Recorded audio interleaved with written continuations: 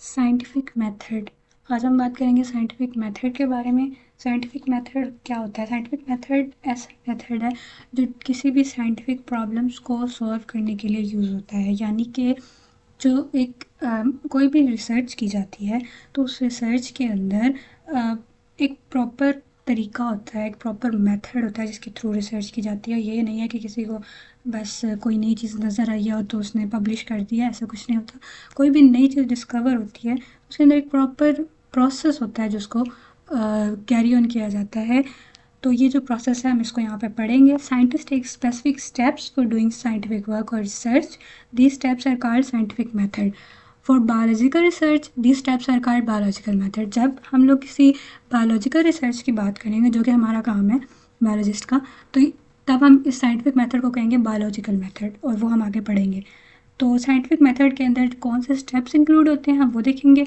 The following steps are involved in scientific method, जिसके अंदर सबसे पहले हमारे पास है recognition of scientific problem.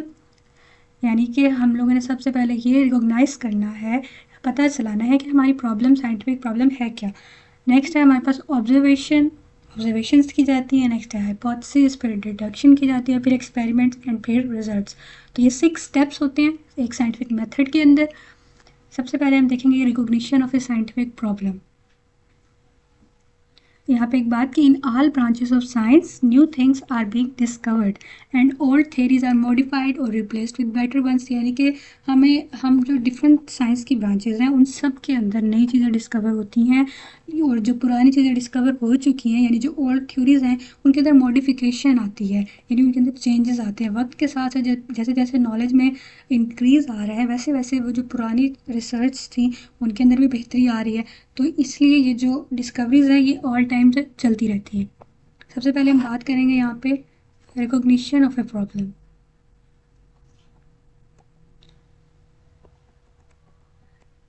So the first steps involves identifying and defining a scientific problem, specific issue or phenomena that scientist wants to investigate.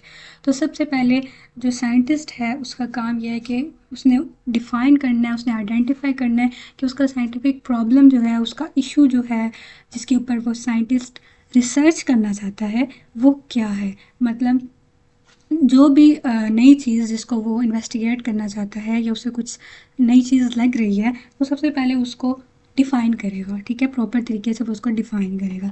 Such problem is either asked by someone or comes in biologist mind by himself. तो यहाँ पे एक बात ये कि अब वो जो प्रॉब्लम है जिसके ऊपर वो इन्वेस्टिगेट करना चाहता है वो ये भी हो सकता है कि वो उसकी अपने माइंड में ख्याल आया हो, या फिर ये भी हो सकता है कि उसे किसी और ने कहा हो कि इस चीज़ के ऊपर, या उसे किसी और ने बताया हो कि ये एक ऐसी चीज़ है जिसके ऊपर रिसर्च करनी है या इस चीज़ की समझ नहीं आ रही। तो ये तब मतलब ये फिर एक साइंटिफिक प्रॉब्लम होती है। For example a biologist notice that plants in an area are growing taller than usual. He develops a scientific problem. What factors are responsible for the increased growth of these plants? This problem becomes the starting point for a scientific inquiry. तो यहाँ पे इन्होंने हमें एक example दी हुई है problem की कि किस तरह से प्रॉब्लम को रिकॉग्नाइज किया जाता है। वो कि एक बायोलॉजिस्ट ने नोटिस किया कि एक एरिया है उसके अंदर जो प्लांट्स हैं वो बेहतर उनकी जो ग्रोथ है ना वो टॉलर ज़्यादा लंबे उनकी हाइट है। ऐसे वहाँ पे जो ट्रीज़ हैं, यहाँ पे जो प्लांट्स हैं उनकी जो हाइट है वो नॉर्मल प्लांट से काफ़ी लंबी हो रही है। तो अब ये उसने ये एक साइंटिफिक प्रॉब्लम इससे डेवलप की कि what factors are responsible for the increase growth of this plants. अब उसने ये तो देखा कि जो प्लांट्स हैं उनकी हाइट जो है वो ज़रूरत से ज़्यादा यानी कि बाकी प्लांट से ज़्यादा लंबी हो रही है। तो उसके दिमाग में जो क्वेश्चन आया वो ये था कि what factors are responsible for the increase growth of this plants, कि कौन से ऐसे फैक्टर्स हैं, कौन सी ऐसी वजूहात हैं जिनकी वजह से जो प्लांट्स हैं ये वाले इनकी जो ग्रोथ है वो दूसरे प्लांट से ज़्यादा हो रही है। तो ये बना उसका क्वेश्चन और यही है रिकॉग्निशन ऑफ प्रॉब्लम। तो ये जो प्रॉब्लम है ये उसका स्टार्टिंग पॉइंट होगा उसकी इंक्वायरी के अंदर, साइंटिफिक इंक्वायरी के अंदर। नेक्स्ट है ऑब्जर्वेशंस। अब जब साइंटिस्ट को अपनी प्रॉब्लम पता चल गई, उसने अपना क्वेश्चन जो है उसे डिफाइन कर दिया कि हाँ ये मेरा क्वेश्चन है, इसके ऊपर मैंने सारी रिसर्च करनी है। तो दूसरा स्टेप यहाँ पे आ जाता है observations. Scientist make observation about the problem, ठीक है, वो उस प्रॉब्लम के मतलब ऑब्जर्वेशंस होती हैं कि उसके मुशाहिदे करता है, ऑब्जर्वेशन करता है, देखता है, डिफरेंट चीज़ों को ऑब्जर्व करता है। They use 5 sense for making observations, के लिए 5 सेंस को यूज़ किया जाता है। They also read and study the previous research on the same or related problems, ठीक है।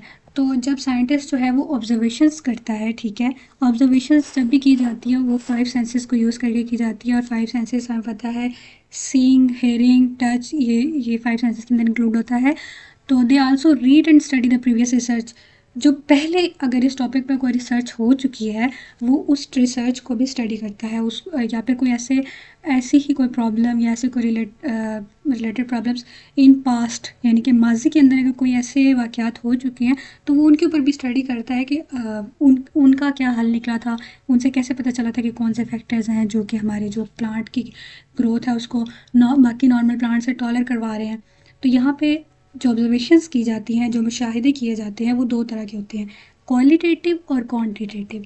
क्वालिटेटिव ऑब्जर्वेशन सबसे पहले हम देखते हैं। क्वालिटेटिव नेम से पता चल रहा है क्वालिटी यानी इसके अंदर क्वालिटी को देखा जाएगा। क्वालिटी होता है खसूसियात, ठीक है।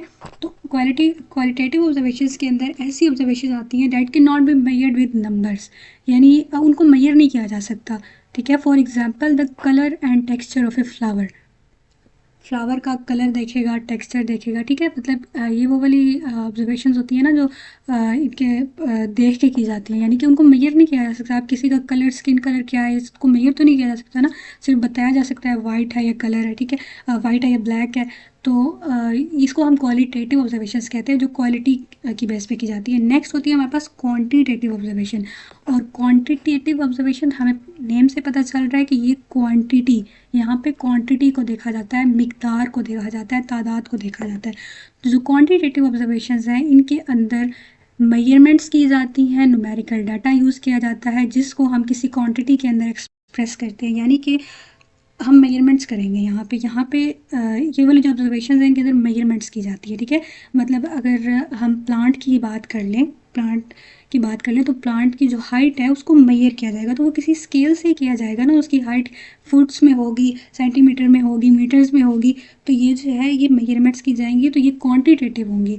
ऊपर हमने क्वालिटी की बात की थी तो हमने देखा था कि उस प्लांट का, उस पौधे का कलर क्या है, उसका टेक्सचर क्या है। टेक्सचर हम कहते हैं कि हार्ड होना, सॉफ्ट होना, ठीक है। तो उसको भी मेजर तो नहीं किया जा सकता, वो भी सिर्फ एक क्वालिटी ही है। तो यहाँ पे जो हम बात करें हाइट की, तो ये हाइट जो है ये एक मेजरमेंट है, इसका न्यूमेरिकल डाटा निकलेगा, कोई वैल्यूज़ निकलेंगी, ठीक है। तो जिसको हम लोग एक्सप्रेस करेंगे क्वांटिटी के अंदर। यहाँ पर उन्होंने भी हमें एक एग्जांपल दी है कि for example the number of birds in a tree. अगर हम किसी ट्री की बात कर रहे हैं कि उसके ऊपर कितने बर्ड्स हैं, तो ऑब्वियसली हम उन बर्ड्स को काउंट करेंगे, उनकी क्वांटिटी को देखेंगे, ठीक है। Quantitative observations are more accurate than qualitative because quantitative observations are invariable, measurable and can be recorded in numbers. तो जो क्वांटिटेटिव ऑब्जर्वेशंस हैं वो ज़्यादा एक्यूरेट होती हैं क्वालिटेटिव की निस्बत। ये इन दोनों में एक डिफरेंस है कि जो क्वांटिटेटिव ऑब्जर्वेशंस हैं वो ज़्यादा एक्यूरेट होती हैं because quantitative observations are invariable, measurable and can be recorded. मतलब कि इनवेरिएबल का मतलब होता है जिनके अंदर वेरिएशन ना आ रही हो, ठीक है, वो उनके अंदर कोई वेरिएशन नहीं होगी। वेरिएशन का मतलब होता है चेंजेस, ठीक है।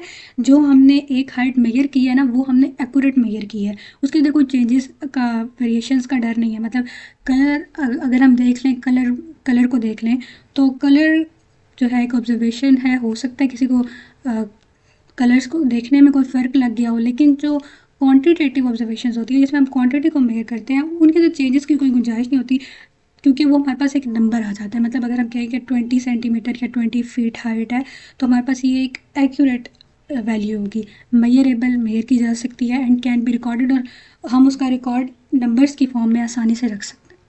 तो ये हो गया हमारे पास ऑब्जर्वेशंस, यानी कि एक सबसे पहले हमने एक प्रॉब्लम डेवलप की, हमारा एक क्वेश्चन आया कि हमारा जो प्रॉब्लम है वो क्या है, ठीक है, उसके ऊपर हमारा क्वेश्चन आया, फिर हमारा जो क्वेश्चन बना उसके ऊपर हम लोगों ने ऑब्जर्वेशंस करनी शुरू कर दी, उस डिफरेंट डाटा को कलेक्ट किया जिसके अंदर हमारे पास क्वालिटेटिव डाटा आया और क्वांटिटेटिव डाटा आया। तो उसके बाद हम अपने नेक्स्ट स्टेप की तरफ जाएंगे, डेट इज़ हाइपोथेसिस। हाइपोथेसिस क्या होता है? हाइपोथेसिस हम कहते हैं कि जो उसने ऑब्जर्वेशंस की है ना, वो उन ऑब्जर्वेशंस की बेस के ऊपर एक ऐसा आंसर मतलब उन ऑब्जर्वेशंस को देख के ना वो एक आंसर देगा अपनी प्रॉब्लम का, लेकिन वो आंसर कोई ज़रूरी नहीं है कि एक्यूरेट हो, लेकिन उसे उस वक्त जो ऑब्जर्वेशंस उसने हासिल किए हैं ना, वो उन ऑब्जर्वेशंस की बेस पे एक स्टेटमेंट बनाएगा, एक आंसर देगा डेट उस साइंटिफिक प्रॉब्लम के बारे में जो कि उसके बारे में वो स्टडी कर रहा है। तो ये एक मतलब ज़रूरी नहीं है कि ये सही हो, लेकिन वो उसने सिर्फ अपनी ऑब्जर्वेशंस की बेस पे एक टेंटेटिव आंसर दे दिया। टेंटेटिव आंसर होता है कि जो ज़रूरी नहीं है कि वो एक्यूरेट हो, ठीक है। टेंटेटिव जिस तरह हम कहते हैं कि टेंटेटिव डेट शीट है, टेंटेटिव सिलेबस है ये वो, तो टेंटेटिव होता है कि मे बी वो इस तरह हो सकता है, ठीक है, और मे बी इस तरह ना भी हो। On the basis of observation, scientists develop a statement that may prove the answer of the scientific problem under study. वो एक ऐसी स्टेटमेंट देता है जो कि शायद वो उसके आंसर जो उसकी साइंटिफिक प्रॉब्लम है उसको प्रूव कर सके, उसको आंसर कर सके, ठीक है। और such tentative answer of a scientific problem is called hypothesis.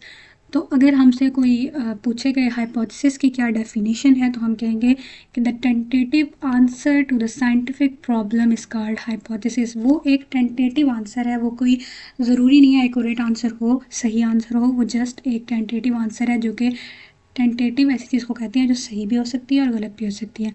Scientist make many hypothesis for single problem. Scientist एक ही प्रॉब्लम के ऊपर डिफरेंट हाइपोथेसिस भी दे सकता है। मतलब कि अगर जब वो प्लांट्स के ऊपर स्टडी कर रहा था और प्लांट्स की हाइट को देख रहा था, तो उसने डिफरेंट उसके फैक्टर्स मतलब डिफरेंट उसने हाइपोथेसिस दी। वो ये भी उसकी एक हाइपोथेसिस, फॉर एग्जांपल अगर उसने एक ही हाइपोथेसिस दी है कि जो प्लांट है वो जिस सॉइल में लग रहा है उस सॉइल के अंदर जो है ना न्यूट्रिएंट्स बहुत अच्छे हैं, तो ये उसने एक पहली दे दिया अपनी ऑब्जर्वेशन की बेस पे। उसने ये कह दिया कि सॉइल के अंदर जो न्यूट्रिएंट्स हैं वो बहुत अच्छे हैं, तो ये उसकी पहली हाइपोथेसिस होगी। दूसरी वो ये भी कह सकता है कि जो यहाँ के जो प्लांट्स हैं उनको जो है वो सूरज धूप जो है वो उनको अच्छी तरह से लग रही है, तो वहाँ पे फोटोसिंथेसिस सही से हो रही है, इस वजह से हो सकता है कि जो प्लांट्स हैं वो ज़्यादा उनकी ग्रोथ ज़्यादा हो गई है। तो ये जस्ट टेंटेटिव आंसर्स हैं, ठीक है, जो उसने एक बार अपने सिर्फ अर्ली जो उसके मुशाहिदात थे उनको देख के उसने दिए। उसके बाद पहले उन्होंने हमें डेफिनेशन बताई है और अब वो हमें बता रहे हैं कुछ कैरेक्टरिस्टिक्स हाइपोथेसिस के। यहाँ के हाइपोथेसिस बनाने के भी कुछ कैरेक्टरिस्टिक्स होते हैं, एक हाइपोथेसिस के भी कुछ फीचर्स होते हैं। It is a proposed statement to answer the problem, यानी कि वो एक ऐसी स्टेटमेंट होगी जो कि उस प्रॉब्लम को आंसर करेगी, ठीक है। It is a proposed statement to answer the problem. It always matches with the available observation, यानी कि जो आपने एक हाइपोथेसिस दी है ना, वो आपने जो उससे पहले ऑब्जर्वेशंस की थी उसके साथ मैच करनी चाहिए। ये नहीं है कि आपने ऑब्जर्वेशंस कुछ और की थी और आप अपने डाटा के अंदर हाइपोथेसिस कुछ और दे रही है, तो ये ऐसा नहीं होगा। आपको उसी ऑब्जर्वेशन से रिलेटेड अपनी हाइपोथेसिस बनानी होगी। उसके अलावा it can be tested through experiments, यानी वो जो हाइपोथेसिस होती है इट कैन बी टेस्टेड, वो ऐसी होनी चाहिए कि वो आगे एक्सपेरिमेंट्स के ज़रिए उनको टेस्ट किया जा सके। तो देखो हमने पहले बात की ऑब्जर्वेशंस के बारे में, और जो एक्सपेरिमेंट्स हैं वो हाइपोथेसिस के बाद आते हैं। एक्सपेरिमेंट्स एक बड़ी चीज़ है, ऑब्जर्वेशन जस्ट मुशाहिदात होते हैं। There is always a way to disprove the hypothesis. हमेशा कोई ना कोई वे होगा कि जो हाइपोथेसिस है वो डिसप्रूव की जा सके।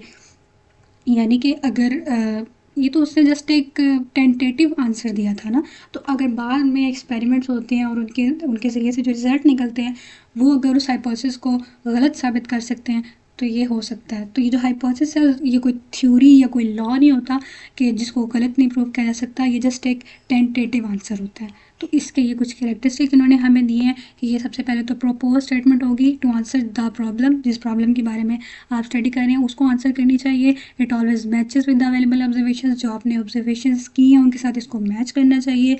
इट कैन बी टेस्टेड, ये इस हाइपोथेसिस के ऊपर टेस्ट जो है वो एक्सपेरिमेंट्स के थ्रू परफॉर्म किए जा सकते हैं। There is always a way to disprove the hypothesis, disprove भी हाइपोथेसिस को किया जा सकता है डिफरेंट वेज के ज़रिए से।